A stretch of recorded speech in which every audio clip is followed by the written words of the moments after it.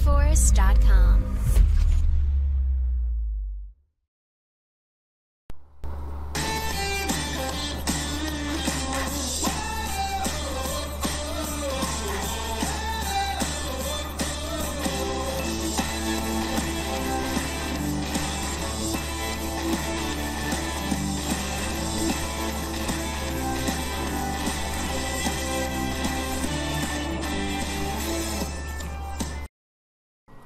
Bom dia, boa tarde, boa noite, dependendo da hora que você vai assistir esse vídeo. Minha continência para vocês, sejam bem-vindos ao canal Bira Monteiro, que é um canal que tem uma conexão muito forte com Deus, Pátria e Família.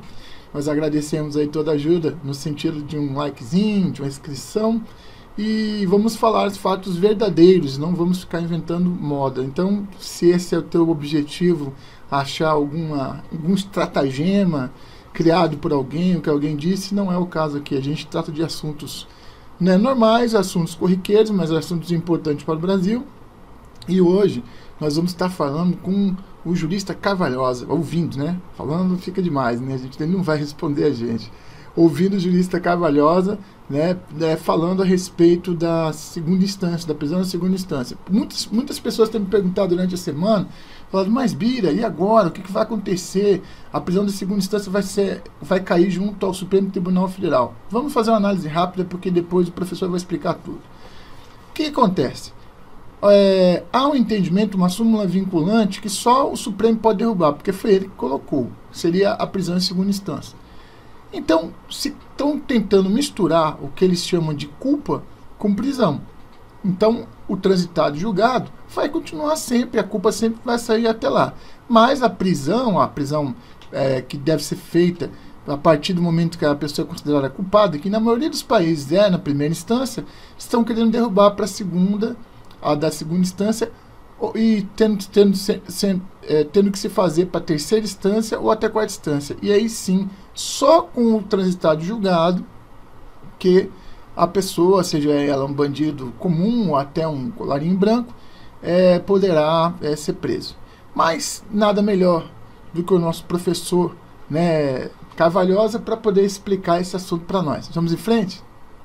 Temos aqui o jurista, advogado, consultor, árbitro e professor aposentado de Direito Comercial na USP, atuando para a regularização da prisão em segunda instância, e convoca todos para estarem nas ruas dia 9 de novembro para pressionar o Congresso. Aqui está o professor Modesto Carvalhosa. Mais uma dúvida. Faria, não é dia 6 agora, não é essa semana. Essa solicitação do professor Carvalhosa é para depois do julgamento do STF, para saber o que eles vão falar e tentando pressionar o Congresso Nacional com que vote a PEC, que é muito mais importante do que uma medida do STF, para que finalmente esse entendimento baste. Em uma outra entrevista que eu vi hoje, eles estão contando com quase que 8 meses para votar essa PEC da prisão na segunda instância. Mas vamos em frente. Fala, professor, eu acompanho você no programa do Augusto Nunes lá e do nosso querido Silvio, que tem a toda sexta-feira, você sempre está lá participando, mas aquele programa é um programa assim com muito protocolo e tal. Aqui é uma coisa mais bagunçada, graças a Deus, e é uma coisa assim para chegar no afegão médio. Vou fazer com a primeira pergunta, que eu tenho uma dúvida. A justiça é uma grande teia para pegar bichos pequenos? Olha, essa figura aí é bem própria para o momento que nós passamos. Não devia ser assim, né? A justiça deveria ser igual para todas as pessoas. Como nos países civilizados, qualquer um, jeito é milionário, não vai em cana, não. Agora aqui não, aqui é só para pegar os pequenos. Mas só que com essa invenção aí de foro, que agora só pode prender o camarada depois de transitado em julgado, vai acabar havendo uma democratização do crime, ou seja, eles não vão poder realmente prender mais ninguém que tiver uma capacidade de pedir um habeas corpus, etc. Então, um jeito que cometeu um latrocínio, um camarada que comete um estupro, entendeu? Um alto traficante de droga, Quer dizer, todo tipo de crime vai se beneficiar dessa decisão do Supremo. Porque como é que eles vão dividir? Aí que está o grande drama. Eles fizeram isso para proteger os corruptos. Né? Mas para proteger os corruptos, eles acabam protegendo também a criminalidade geral que tem aí. Quer dizer, que vai ser uma festa. Inclusive, quando o juiz condenar alguém, ele não está condenando, ele está soltando alguém. Porque, por exemplo, o sujeito é um assassino. Ele está preso lá porque ele matou 5, entendeu? Ele está preso preventivamente. Quando o juiz chegar e falar, você está condenado a 33 anos de prisão, certo? Ou a 120 anos de prisão, que for, ele imediatamente solto, porque a primeira instância não pode prender. Então a prisão preventiva que ele tinha anteriormente fica cancelada. Então a condenação em primeira instância é a soltura. A mesma coisa na segunda instância. Terceira coisa na terceira instância. Quer dizer, ele vai ficar solto na rua matando todo mundo também. Quer dizer, então, para defender os corruptos, o Supremo Tribunal Federal está criando os poderosos. Não é só corruptos, os poderosos. Ele está simplesmente abrindo um verdadeiro festival dos criminosos que vão conviver com as suas vítimas diariamente, aí não tem problema nenhum. Então, mas isso aí não tem uma dúvida na matéria, na Constituição, ela deixa em dúvida, né? Ou o senhor não vê dúvida na Constituição? Nenhuma. A Constituição fala, todo o réu é considerado, deve ser considerado inocente até trânsito em julgado, no sentido que é o do rol dos culpados. Então, pessoal, é justamente isso que eu queria falar. Eles querem transformar a culpa em prisão. Presta atenção, uma coisa é a prisão quando já não se tem mais dentro do mérito da questão, ou seja, o Birajara roubou, né? Está comprovado que o Birajara roubou. Aí o que se vai ver da frente da segunda instância em diante? São coisas técnicas, que o fato de eu não ter tido uma ampla defesa contraditória correta, outros fatos que podem ser alegados e que podem normalmente, corretamente, se olhando para quem já fez algum tipo de julgamento em relação a uma sindicância, um IPM, para quem já acompanhou um tribunal do júri, para quem já acompanhou um julgamento, o fato já foi devidamente comprovado. Dali para frente são assuntos técnicos, como aquele que inventaram da assinatura do réu, que não era delator, que não fez acordo de delação, e que teria que estar por último porque talvez estivesse prejudicando a ampla defesa contraditória. Entretanto, não havia essa jurisprudência para a época, né? Mas o nosso Cavalhosa vai explicar melhor para a gente. Forma de constitucionalizar a corrupção. Emílio, a Constituição, ela fala explicitamente, né, que ninguém será considerado culpado até trânsito julgado da sentença. Não fala que ninguém será preso. Tanto que a própria legislação penal prevê todas as formas cautelares da prisão, né? O flagrante, a prisão preventiva, a prisão temporária, tudo isso coexiste, né, de forma constitucional no nosso ordenamento penal. E aí, então, o que eles estão querendo fazer é imiscuir esses dois conceitos, né? Então, eles estão querendo misturar as bolas, vai por assim dizer. Uma coisa é você ter a sua culpa formada. Outra coisa é você restringir a liberdade do sujeito, especialmente depois do julgamento em segunda instância, quando já termina toda a análise sobre a autoria, né, e a materialidade do crime, a existência do crime. Não resta dúvida sobre isso. Sob pretexto de soltar os amigos poderosos, os grandes corruptos do Brasil, eles vão ter que mudar a lei para todo mundo. E aqui cumpre falar que esse negócio da segunda instância, ele nunca foi cogitado no Brasil até 2009. E o que a gente tem em 2009? A ação penal 470, que é a do mensalão. E o jogo é um jogo histórico, ou seja, os corruptos que já foram condenados querem sair. Os que estão sendo agora julgados, processados, também querem não ser presos. É bom lembrar que, por incrível que pareça, isso aqui que é o dedinho do brasileiro, trouxe de novo ao Congresso uma massa muito grande ainda de pessoas que estão sendo julgadas, né, congressistas, e que perderam o tal do foro privilegiado e que podem a qualquer momento sofrer uma sanção a respeito de corrupção. Aí que nós entramos na sinuca de bico, como está falando o professor Cavalhosa aqui, né, e o Coppola. Por quê? Porque se essas pessoas que fazem as leis estão dentro do Congresso Nacional, é óbvio que a PEC está parada, né? Nós vamos em frente.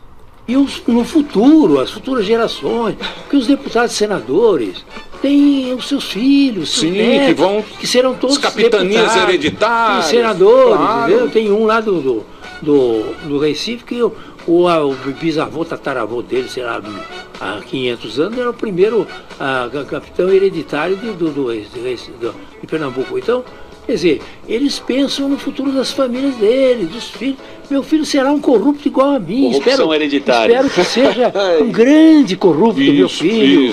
Isso é uma ideia muito legal do professor, que é da corrupção constitucionalizada. Eu acho que o que mudou foi a cabeça do povo, que ficou ligado nessas coisas. Mas pera um pouquinho, você, para mudar uma mentalidade de um país como o Brasil, que é dominado há 500 anos por essas oligarquias sórdidas que dominam o país, que roubam tudo, que extraem tudo, com a cabeça extrativista, né?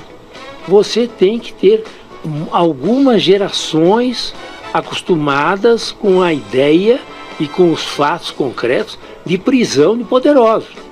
Quer dizer, não é só o momento de 2015 até 2019 ou 2018, porque em 2019 já começaram a segurar tudo. Então, mas eles vão fazer isso. Agora, você tem 3 anos de uma luta heróica da Lava Jato, maravilhosa, que rompeu isso. Então, só que eles estão destruindo a legislação no Brasil. E eles estão destruindo a legislação por 2 lados.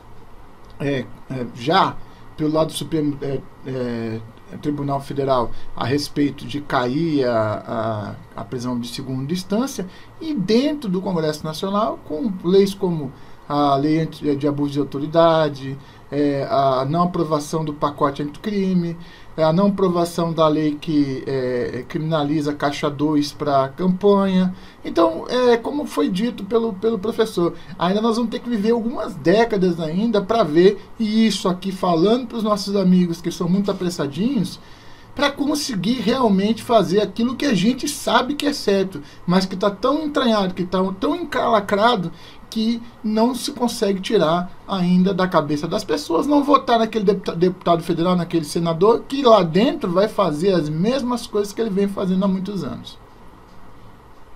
É aí que o Caio estava falando. Eles estão legalizando a corrupção. Eles estão constitucionalizando a corrupção. Constituição vai garantir a total impunidade dos corruptos. E com isso vai também todos os criminosos. Então, mas um está jogando pro outro, professor. Como assim? Porque agora tem a votação da prisão em segunda instância também no Congresso. Pois é, isso aqui, por isso que no dia 9 precisa todo mundo estar na rua. O senhor acha que o Supremo já vai livrar a turma? Livrar o banquete do Senado. O que vai acontecer é o seguinte, o presidente da... Ô, Faria, a gente apostou. Eu falei que o Supremo vai liberar, você disse que acha que não, hein? Eu não esqueci. Do Supremo, eu não vou dizer o nome, pode ter criança tá ouvindo esse programa. Que parece que é o Dias Toffoli. Agora eu vou falar. Fala aí, o Dias Toffoli. É o seguinte, ele vai fazer um voto dizendo que realmente é só realmente transitado em julgado, mas não é bem assim. Nós precisamos regular essa questão. Depois nós vamos regular como ele fez naquela coisa sórdida do que o delatado tem que falar depois do delator, que é uma coisa que não tem base legal nenhuma.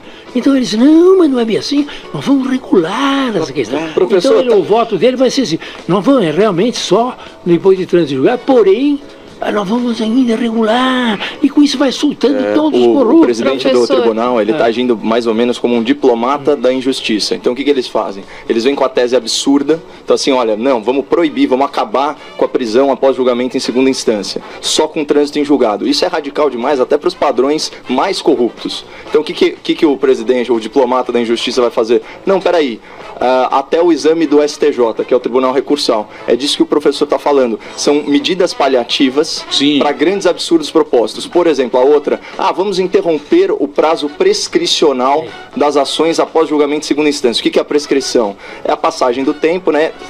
Cai a pretensão punitiva do Estado. Então o Estado não pode mais acionar aquele cara por aquele crime cometido. O caducar. Exatamente, é mais ou menos isso, é que são conceitos diferentes, né, no direito, mas enfim, prescrever. O que rola? Antes dessa explicação do Caio Coppola, eu queria falar o seguinte. A última informação que eu tenho de 16/10, a não ser que tenha alguma outra mais nova, é que a relatora da proposta da emenda à Constituição PEC 410 de 18, que prevê a prisão do réu após condenação em segunda instância, a deputada Caroline de Tone, do PSL de Santa Catarina, leu no dia 16 seu parecer pela dissimilabilidade da proposta da Comissão de Constituição e Justiça e de Cidadania. Nessa etapa, o colegiado analisa se a matéria não fere os princípios constitucionais. Então já está pacífico dentro do Congresso Nacional que não se fere o princípio constitucional da liberdade, etc. e tal, e sim pode se prender sim na segunda instância. O réu já será considerado culpado? Não. A confirmação da sentença penal condenatória em grau de recurso, Tribunal de Segundo Grau, o réu já será culpado e pode ser preso. O Supremo Tribunal Federal volta ao tema ao dia, no dia, isso aqui foi em, acho que em setembro, quando deve julgar 3 ações declaratórias. E começou esse julgamento em paralelo com essa PEC 410 de 2018, tá? E para a deputada Caroline Tone, é fundamental que o Congresso Nacional tenha um posicionamento sobre o tema. De acordo com a relatora, se não for mantida a prisão após segunda instância, réus presos da Operação Lava Jato, uma verdadeira legião de criminosos para ser liberado. Bom, mais cedo, o Conselho Nacional de Justiça informou que cerca de 4,9 mil pessoas condenadas à prisão em segunda instância podem ser beneficiadas com o caso da STF. A cifra é bem menor do que os 190 mil presos que vinham sendo considerados potenciais beneficiários. Lembrando que a maioria dos presos no Brasil é de primeira instância. Mas vamos em frente. A lei penal, ela não retroage em prejuízo do réu. Então, para esses corruptos que estão aí, tanto faz o prazo prescricional mudar daqui para frente. Continua valendo. Então, para os corruptos que são amigos, vale a regra antiga. E não adianta mudar isso é nenhuma. Isso é muito bem lembrado, Caio, muito bem lembrado. Veio a Constituição de 88 nesse aspecto, já traumatizada pelo regime militar, que vigeu durante 21 anos. O que o Caio falou antes do Cavalhoso entrar na Constituição de 88 foi que vai ser dado esse entendimento da segunda instância, e talvez pelo fato da PEC ser aprovada depois da abertura da segunda instância, de cair a segunda instância no STF, talvez não prenda de novo os bandidos, né, como o Lula, etc. e tal. Por quê? Porque a lei só retroage para beneficiar o réu, não para prejudicar. Portanto, eles entram nesse intervalo aí e depois, mesmo que o Congresso Nacional vote e que seja favorável à segunda instância, aquela grande massa que saiu não vai voltar para a cadeia porque prescreve em relação em relação à segunda instância, eles não vão retroagir a lei para que eles voltem para a cadeia. Não obstante, existem outras condenações para o Lula. E aí, o que acontece? Se eu não me engano, é o TRF da 4ª região, ou da primeira, agora não vou lembrar, segurou o julgamento de segunda instância do presidente Lula por alegar, isso falando do sítio de Atibaia, alegar insegurança jurídica a respeito da condenação em segunda instância. Mas vamos em frente, o professor vai falar um pouquinho agora sobre a questão de constitucionalidade. E fez uma declaração realmente de que não pode presumir que ele é criminoso, a não ser quando o trânsito é julgado, que é uma declaração, um princípio. Isso não é uma norma legal, é um princípio de defesa das prerrogativas de liberdade das pessoas. Sim. Daí o que aconteceu? Daí veio o mensalão. Daí iam prender todo mundo do mensalão. Daí a turminha do Supremo, já antiga, turminha antiga do Supremo, já suspendeu a Constituição diz que só pode prender depois do trânsito julgado. Isso valeu de 2009 até 2016. E nesse ínterim, também o Congresso Nacional, aquela flor do Congresso Nacional, os representantes do povo, Sim. entendeu?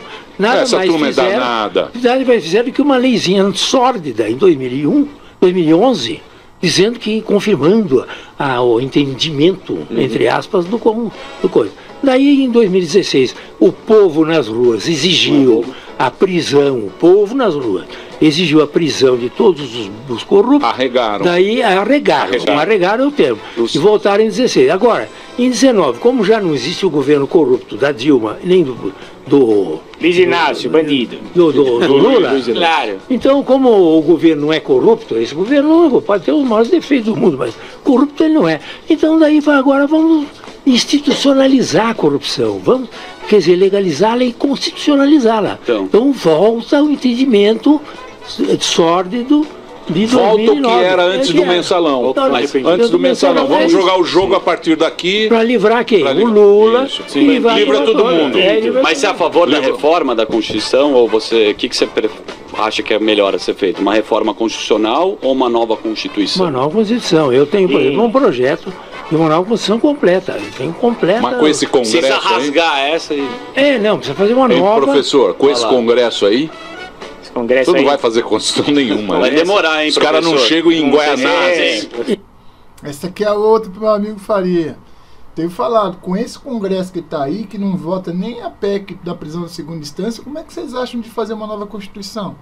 Não tem maturidade política hoje para fazer uma Constituição do jeito que a população quer. Na verdade, eles vão reeditar a Constituição de 88. Essa é a minha opinião. Eu sei, não, mas Não chega de é. metrô em Guaianazes, esse congresso novo aí. Não chega. Oferece Dória perigo. também. O Lula pode ser solto, professor? O Lula vai ser solto. Vai ser solto e ele Vai. oferece perigo na política. Vai ser uma Sei. festa aqui, Ele ó. é um líder populista. põe lá, Ele é um líder populista, ele tem Ele esse é um líder discurso. populista. E a Atenção. tendência é esse Atenção, pêndulo populista de direita e de esquerda. Isso. Esse Isso. é o Isso. pêndulo mundial, não é nacional brasileiro, nem só argentino. Quer dizer. É assim, É a direita radical e a esquerda populista. Contra a política. Jânio Quadros. Contra o establishment. Jânio Quadros. O Jânio Quadros era um líder populista. Muito bem. Olha, eu queria agradecer muito, professor. Eu vou estar lá. Muito efetivo. Eu vou estar lá. Vou estar lá. Bom, Emílio. Tá bom. A minha admiração pelo professor, ela é tão conhecida que já virou até imitação, é verdade, viu, professor? E o senhor é uma grande fonte de inspiração. A gente já falou isso algumas vezes, né? É um senhor com juventude nos olhos, irradia energia. 89 anos. Não, 87. 87. Mas não conta pra ninguém. puro né? tesão. Você promete um Errou! Corpinho de Você tem o 82. Google, né, Emílio? Então, Tá no Wikipedia. A zebra aqui, tá impossível.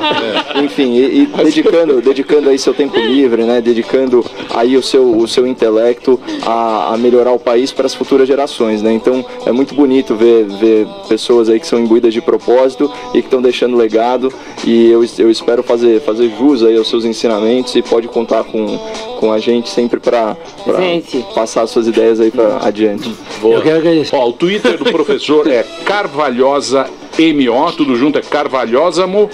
E o Coppola tem o Boletim Coppola. Muito bom. Arroba Boletim Coppola. Você não tem aquele azul ticado? Conseguiu o azul.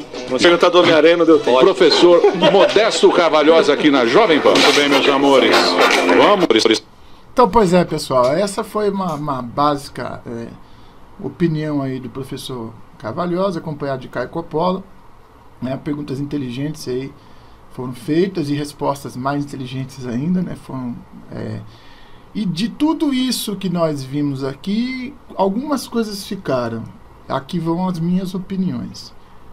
A prisão de segunda instância vai cair sim, o Lula vai ser solto, e toda aquela cúpula que está na segunda instância do Petrolão vai ser solta. Eu acho que quanto mais a gente se acostumar com essa situação, mais tranquilidade a gente vai ter. Aí fala, Biro, o que vai acontecer depois disso? Eu lembro direitinho, vou repetir mais uma vez, quando eu voltando do Rio Grande do Sul, vindo para Jardim, morar em Jardim, Mato Grosso do Sul, transferido pelo Exército, a minha mãe perguntou para mim assim, Bira, o Lula foi eleito, o que vai acontecer? Eu falei assim, não sei. O grande problema do brasileiro hoje é a ansiedade. Uma ansiedade que é fomentada por uma cúpula de gente que de canais e de youtubers que tem seguidores que para falar com ele tem que pagar para falar com ele, porque senão não consegue. É um absurdo, né? Uma pessoa tem que pagar para falar com a outra.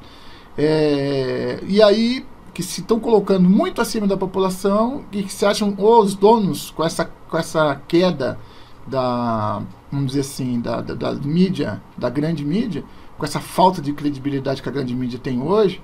Então se criou uma teoria da conspiração que só esses youtubers sabem a verdade. Nós temos pessoas como o professor Modesto Carvalhosa, que vocês podem seguir no Twitter, que foi passado aí. Também o Caio Coppola. São pessoas que falam sem nenhuma necessidade de você indenizar ele.